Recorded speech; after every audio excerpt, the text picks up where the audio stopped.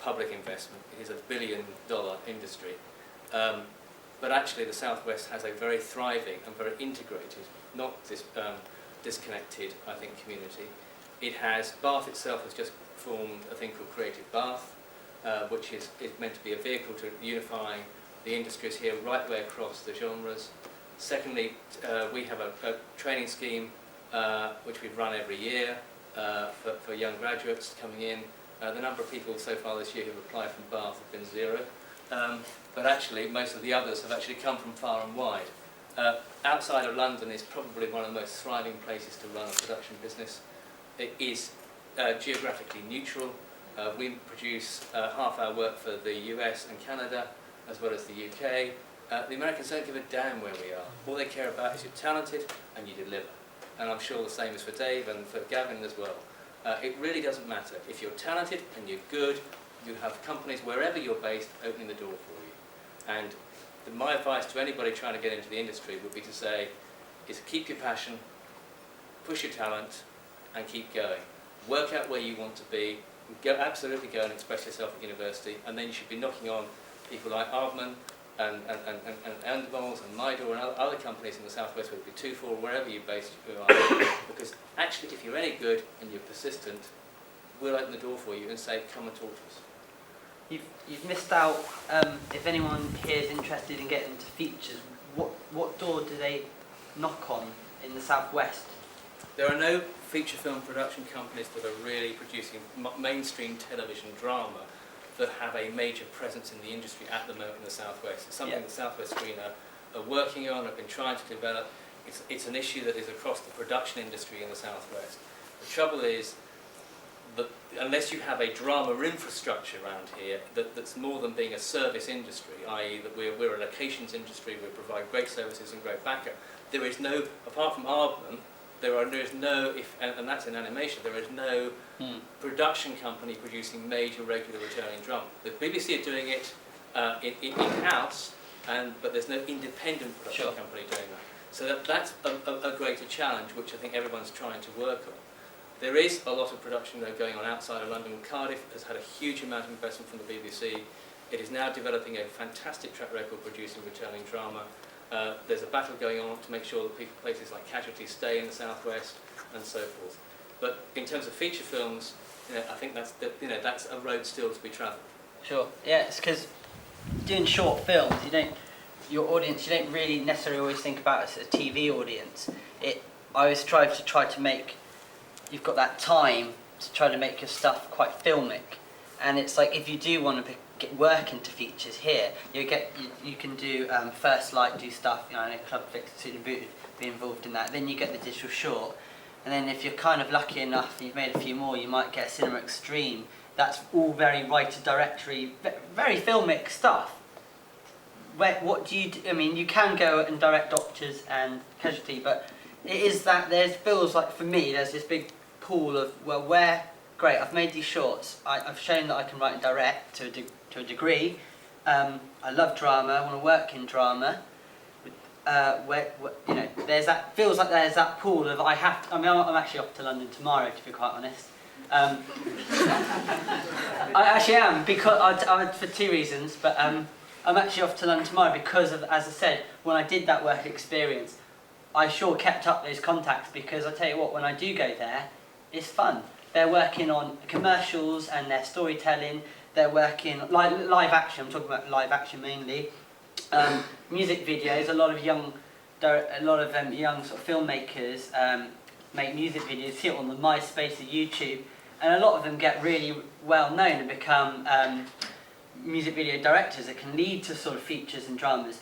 But it's quite London based actually, and I'm really struggling to get pitches from the Southwest for Southwest Band. It all seems to be happening in London. I work with a local production music video company, and they are really feeling that unfortunately, because of being in the Southwest, that really does affect their business.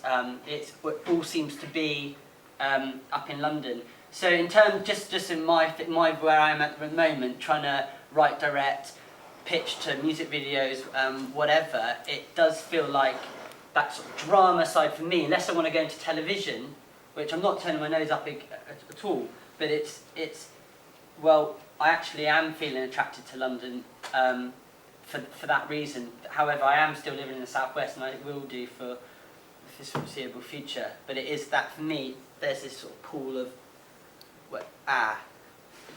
The unfortunate truth is that the kind of marginal economics that Dave points out, the feature film industry, is that there is a massive gap between a short film and a feature film, and very, very, very few people, no matter where they are going to jump and get that, because there just isn't the finance to do that.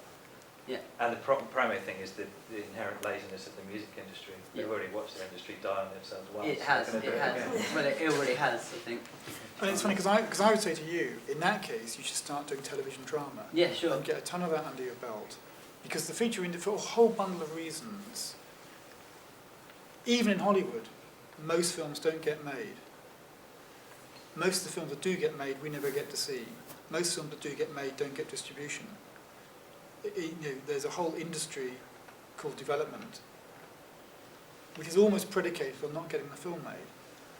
It's a very cynical approach, but it's an extraordinarily odd business, partially because the money is big, theoretically, or can be. To get it in front of a public, it's a very curious equation, the whole features business. In this country, it's even harder because you're battling against the screen space and distribution, which is still very much American dominated again. And when I said, it would take 10 years to get, because basically if you're a producer and you've got, it might be 5 million quid, it might be 50 million quid, it's still a lot of money at risk, and you want it's entirely. Ideally, you should have a really hot script. That's a script that's going to really work. And it's a bee that I guess I have, and actually, UK Film Council is kind of looking at is why don't we understand development in this country in a way that we see it in the States, and the work that goes into getting really, really hot scripts. And people want to say, I want to make a feature film. No, actually, and I sound old when I say this. It's the last thing you want to do. You really want to understand why a script works, and why an audience, why it'll have appeal to an audience, and why it will reach an audience, and why do you want that audience to see it in the first place, rather than the process of making a feature film, which is actually a road to ruin in many ways. And if you look at the best producers, wherever they are, the best ones are, basically writer-producer focused. I'm not necessarily saying that you plug in, but the American model, actually, you almost plug in a director. Very often you plug in a director. It's a slightly different model here, where it's much more, it's still auteur, much more auteur-driven. But it's an extraordinarily fickle business. And, the pavements of Soho are lined with the corpses of wannabe future directors. And the best people, and if it's all about drama, go and do theatre.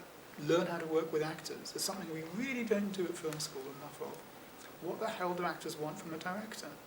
And once you've got a few years of that under your belt, and there's a director I used to be involved with at the Old Vic, who eventually left as artistic director, had done a bit of TV, absolutely landed on his feet, started directing actually EastEnders, because and the people loved him because he could work with actors really quickly. He understood camera positions, the actors exactly understood what he wanted, and he could crank through the material. He could interpret scripts, do bits of rewrite, and crank through whatever the blocks of EastEnders were. And that was because he had done 15 years of theatre directing. And he respected actors, and they understood him. It's had exactly the same language. And, we don't do enough of that, to be honest. Most of our film schools, we probably simply don't work enough with actors. Absolutely. And that takes, and I'd say that takes a long time to understand to become a really, really first-class director. And the way to do that, I would say, is what you've done is quite a lot of TV work, where you've got the opportunity to practice and practice and practice and practice at somebody else's expense, and you're getting a salary for it.